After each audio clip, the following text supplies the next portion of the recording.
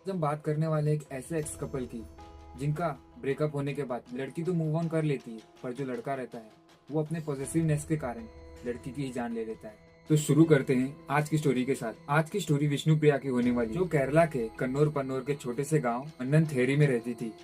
विष्णुप्रिया की लाइफ बहुत ही ऑर्डिनरी थी।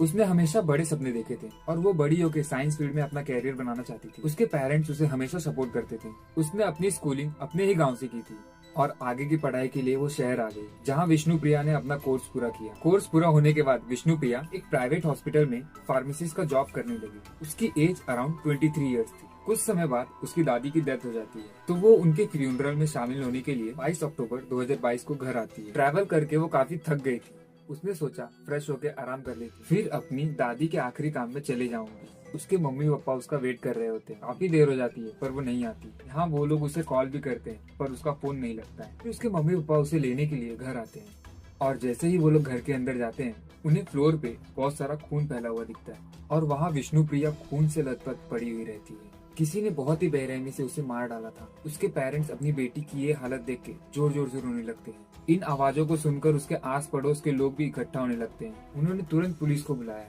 पुलिस के आने के बाद पुलिस ने तुरंत घर की तलाशी ली। आस पड़ोस के लोगों से पूछताछ किया। पूछताछ के दौरान पुलिस को पता चला कि जब विष्णुप्रिया घर पे अकेली थी, तब पड़ोस के लोगों ने विष्णुप्रिया के घर के सामने एक लड़के को घूमते हुए देखा था। इसने ब्लैक टी शर्ट और टोपी लगाई हुई थी। आस पड़ोस के लोगों से पता चलने के बाद पुलिस उस लड़के को खोजने लग जाती है। विष्णुप्रिया का गाँव छोटा सा था, इसलिए उस गांव में हर जगह सीसीटीवी कैमरे नहीं लगे हुए थे, पर मेन रोड के पास एक दुकान थी जहां कैमरा लगा हुआ था। पुलिस ने वो फुटेज देखी एंड उस फुटेज में पुलिस को वो लड़का दिखाई देता है जो विष्णुप्रिया के घर की ओर जा रहा था। पुलिस ने उस लड़के का पता लगाया एंड उसका नाम शामजीत था। शामजीत एंड विष्णुप्रिया रिलेशनशिप में थे। जब वो लोग पहली बार मिलते हैं तो उनकी फ्रेंडशिप हो जाती है और ये फ्रेंडशिप काफी जल्दी रिलेशनशिप में भी बदल जाती है। बीतते दिनों के साथ साथ शामजीत बहुत ही ज्यादा पॉजिटिव होते जा रहा था। वो विष्णुप्रिया पे छोटी छोटी बातों को लेकर शक करने लगा था। उसके इस पॉजिटिवनेस की वजह से विष्णुप्रिया ने उसे बार बार कहा कि वो ये रिलेशनशिप आगे कंटिन्यू नहीं कर सकती और एक दिन वो ब्रेकअप कर लेती है। मर्डर के कुछ ही घंटों के अंदर विष्णुप्रिया का दोस्त पुलिस को कॉल करके शामजीत के बारे में सारी बातें बताता है। पुलिस शामजीत के नंबर को ट्रैक करती है और उसे पकड़ने निकल जाती है। उस समय वो अपने पापा के होटल में काम करता रहता है। पुलिस को जो भी एविडेंस मिले थे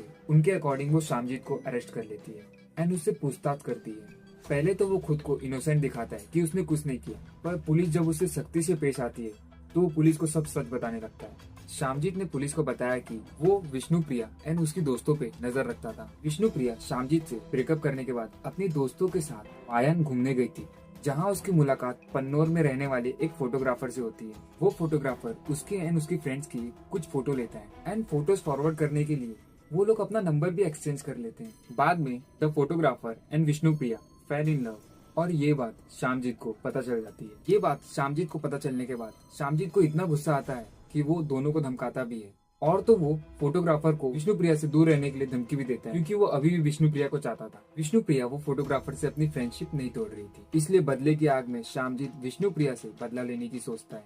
जब विष्णुप्रिया ट्रैवल करके आती है और घर पे अकेली होती है, वो उसके घर पे जाता है।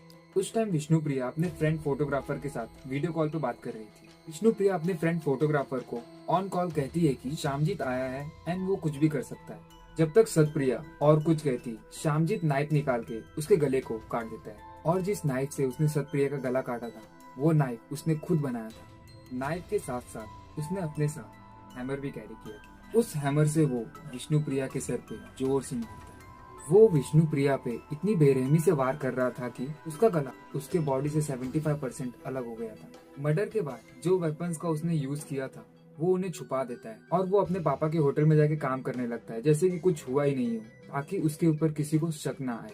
पर उससे क्या पता उसकी ये करतूतें वीडियो कॉल में रिकॉर्ड हो गई थी। नेक्स्ट डे पुलिस उसके यूज किए हुए वेपन का पता लगा लेती। इन्वेस्टिगेशन के दौरान पुलिस को सीसीटीवी एविडेंस मिल जाते हैं जहाँ से उसने हैमर खरीदा था। ये सब एविडेंस पुलिस कोर्ट में सबमिट करती है एंड उसे उम्र कैद की सजा होती है।